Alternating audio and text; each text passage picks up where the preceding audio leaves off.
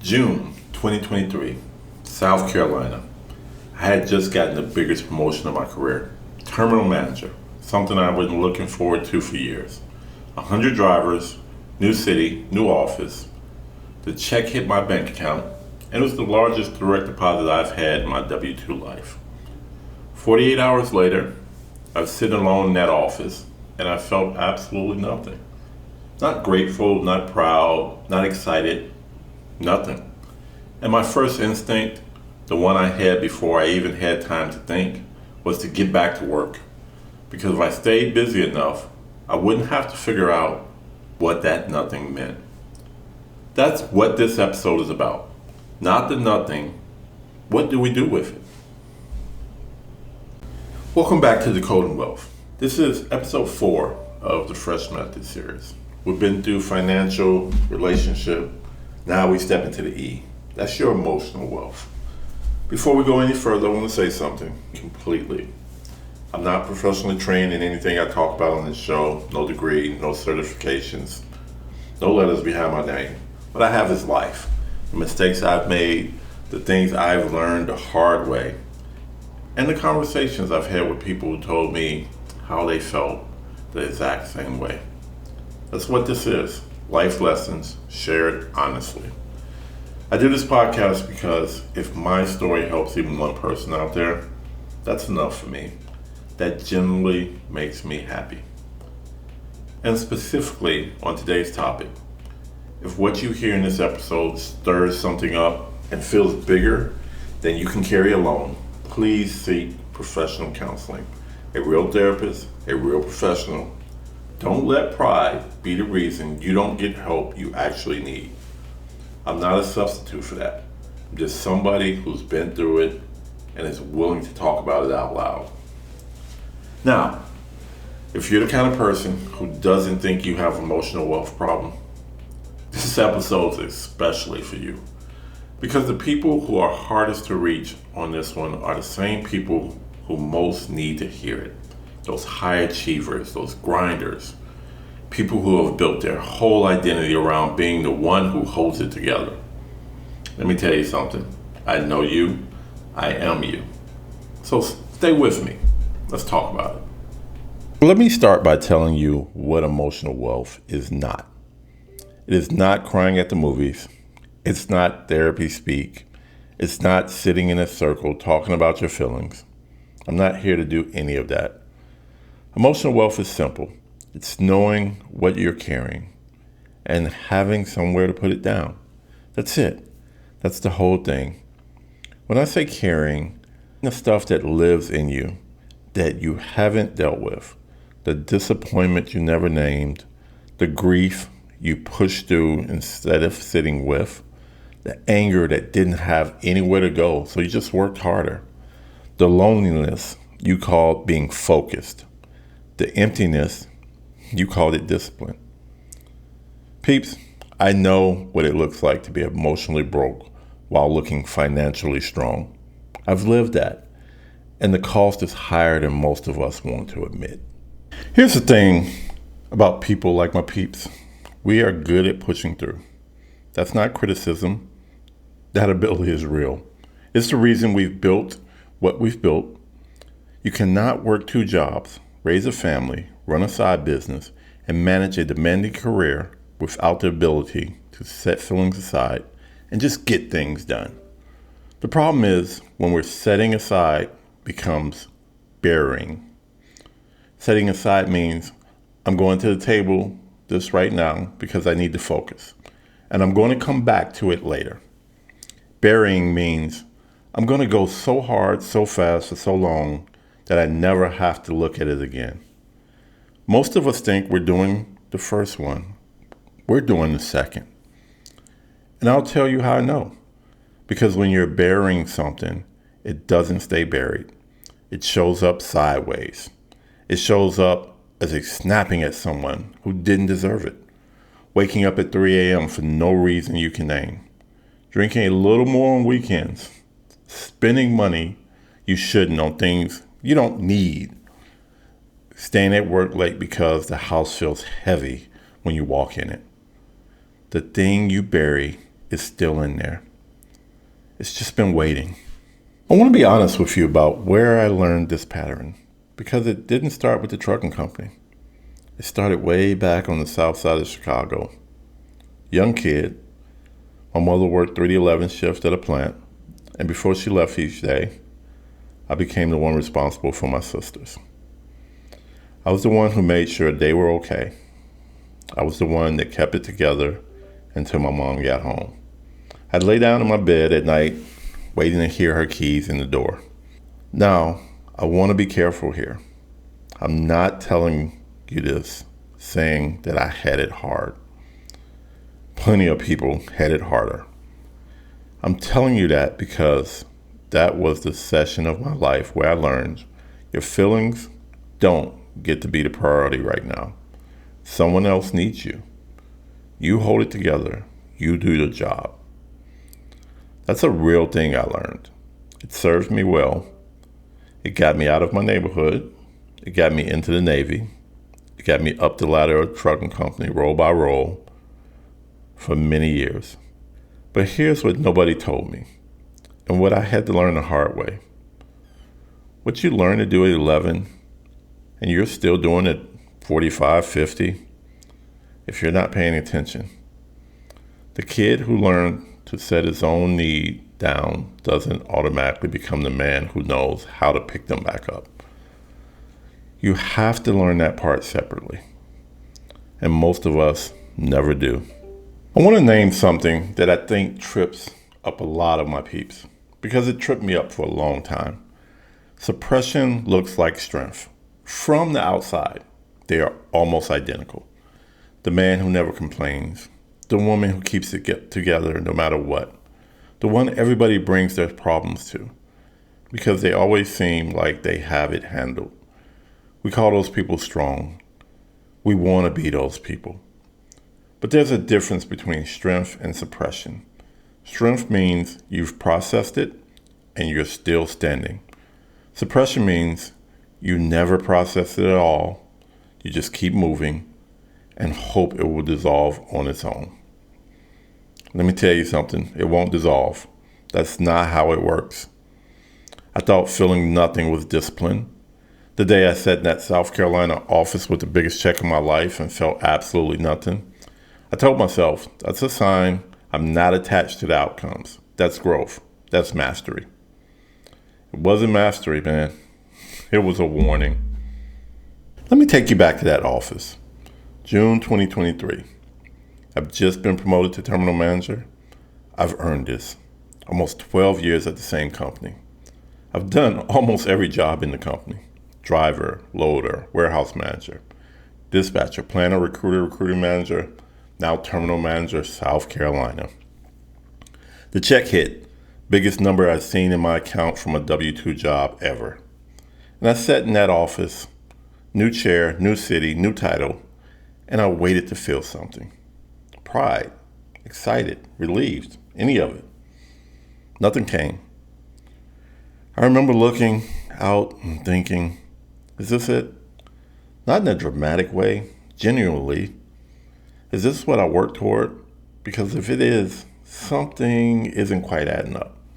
And then, because this is what I did, I picked up the phone, pulled up my dispatch board, and I got to work. Because peeps needed managing and the operation wasn't going to run itself. And if I stayed in that feeling for another, I was going to have to figure out what it meant. I wasn't ready to figure out what it meant. Here's the part I don't think I've ever said out loud quite like this, just to be honest. After the South Carolina moment, I knew something was off. I knew money alone wasn't filling it. So I made a decision. I'm going to use money a little bit differently. I've always been a generous person. I've always wanted to help. So I'm going to experience life. I'm going to be generous. I'm going to take some trips, invest in some people around me, spend things on things that matter instead of just stacking and climbing. And on the surface, that sounds like growth, right? Man who realized money wasn't the answer and started living instead of just earning. Except that's not actually what was happening. What was actually happening was I was still using money as the answer. I changed the question. Instead of using it to feel successful, I was using it to feel something, to feel generous, to feel connected, to feel like I was living, to feel anything other than that quiet nothing I'd run into in the South Carolina office. I wasn't healing, I was spending. And for about 18 months from the South Carolina promotion through the back half of 2023 and most of 2024, I ran that pattern. Outgoing, generous, taking care of people around me, spending in ways that from the outside looked like a man who had it figured out how to enjoy his success. And inside, I was spending more than I was bringing in, and the emptiness, it wasn't going anywhere. Because the emptiness wasn't a money problem. It was never a money problem. Early 2025 is when I could not run anymore. I looked at my finances. I had to face something I had been avoiding. The lifestyle inflation had caught up with me. I was not in the position I was supposed to be in. Not for the man at my income level, with my experience, with everything I had built around me. And that moment, that reckoning, it cracked something open. Because I couldn't work harder to fix this. The problem wasn't the work. The problem was me. The choices I'd made. The things I'd been carrying without putting them down. The emotional debt that had been building since long before South Carolina. Maybe since I was a kid in his bed on the south side of Chicago, waiting to hear his mother's keys in the door. That's when I stopped running. That's when Decoding Wealth became real. Not as a brand play, as a lifeline. Because I had to decode something. And it wasn't just the money. It was everything. I want to be specific because I don't want my peeps to hear emotional wealth and think this is about dramatic breakthroughs. Carrying looks like this. You get passed over for a promotion you deserved, and you say, it's fine, I'll get the next one. And you never actually process the sting of that. It just lives in you as a quiet distrust of other people. Carrying looks like your father wasn't there the way you needed. And you tell yourself you turned out fine. And then you catch yourself being impatient with your own kids in ways you don't fully understand. And not being there for them, and you don't know why. Carrying looks like a marriage crumbled. And you moved forward because you had to. And you never sat down with what that cost you. So it comes out as a wall, a distance. A reason you keep people at arm's length without knowing exactly why. Not knowing how to deal with other relationships. You just keep that wall up, not letting anybody in. I want to go further than that because I think my peeps need to hear the real version, not the cleaned up one. I have made mistakes in my life, real ones. Drinking, not being faithful, losing people I love because I wasn't showing up as the best version of myself. Those aren't extractions. Those are choices I made, and people got hurt because of them. And I got hurt because of that also in the long run. And that regret, it builds. It doesn't go away just because you got your life together. It doesn't dissolve because you built a business or got promoted or even started a podcast. It sits with you. There were nights alone, quiet, where that weight would bring me to tears. Lying there thinking about the hurt I caused. The missed moments, the people who deserved more than what I gave them, the version of myself I left on the table for too many years. That's not weakness, that's consequence. And carrying it without ever dealing with it is one of the most expensive things a person can do. I'm not diagnosing anybody. I'm describing what I lived and what I've seen week to week in my operations. Men and women who are running fast on the outside because something heavy is catching up on the inside. So here's the deal. I'm a practical man. So I'm not going to leave you with a concept. I'm going to give you 3 things you can actually do. 3 tools, let's say. Tool 1, let's name it. The first step to putting something down is knowing what you're carrying. This week, I want you to find 10 minutes, sit somewhere quiet, not in your car on the way to work, not with the TV on in the background. somewhere actually quiet. And ask yourself what am I carrying right now that I haven't put down? Don't edit the answer. Don't grade it. Don't decide if it's valid. Just name it. Write it down if you have to. Say it out loud if that's what it takes. Just naming it, just putting words to it, does something. Because things you haven't named have a way of running you. Tool 2, sit in the quiet. I know this one is going to be the hardest for my peeps because we feel the quiet. We fill it with music, podcasts, scrolling, work, noise, anything. Because the quiet is where things we've been carrying are loudest. I'm asking you to sit in it anyway. 10 minutes, no phone, no input, just you and whatever shows up. You don't have to solve anything in those 10 minutes. You don't have to process anything. You just have to not run. That's the whole practice. Most of us have been running from the quiet so long, we've forgotten we're running from it. The only way to find it out is to stop. Tool 3, find one person. Emotional wealth doesn't happen in isolation. You need at least one person you can actually talk to. Not perform for, not manage, just actually talk to. I'm not telling you to go spill everything to everybody. I'm saying identify one person in your inner circle or your middle circle, someone who has earned it, and let them in on one thing you've been carrying. Not everything, just one thing. Start there. Let's see where it goes. So 2 things before you go. 1, if today's episode stirred something up and you're not sure what to do with it, that's exactly what the DCW app was built for. Head over to decodingwealth.net. The emotional coach is one of the 5 AI coaches inside the app. It's in your pocket whenever the quiet gets loud. The free ebook is there too. Everything lives in decodingwealth.net. DECODINGWEA. Number 2, my ask this week is specific. Think of one person in your life, someone who's running, someone who looks like they have it all together, but you can tell they're carrying something heavy. Send them this episode. Don't write a long message. Just send it. Let them know you've seen them. They might be the most important thing you did this week. I'm D. Eccles.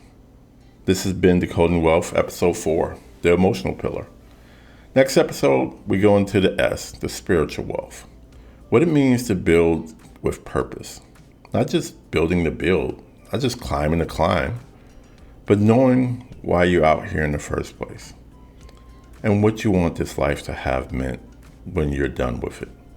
The one is personal to me. I'll see you there. Until then, name what you're carrying and give yourself permission to put some of it down.